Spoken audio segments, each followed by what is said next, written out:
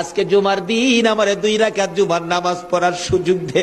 ও নবীর উম্মতেরা, নবীর আশিকেরা, হুসাইনের আশিকেরা গো, এই 2 রাকাত নামাজ জুমার নামাজ ছাইরো না, আমার নবীর শাফায়াত নসিব হবে না। রক্তে লাল হইয়া যদি হুসাইন 2 রাকাত জুমার নামাজ পড়তে পারে গো, আজকাল থেকে কথা দিতে হবে জীবনে কোনোদিন জুমার নামাজ ছাড়তে পারবা না। জুমার নামাজ আদায় করতে সময়টুকুন দিলে নামাজ শুরু করে দিলেন, রুকু সিজদার কাজ শেষ করে তাশাহুদে বসে সালাম ফিরানের আগ পর্যন্ত কাছাকাছি বসে বসে এই যদি সৈন্যরা নামাজের ভিতরে প্রত্যক্ষদর্শীরা বলেন এক একটা করে তীর মারে হুসাইনের গায়ে।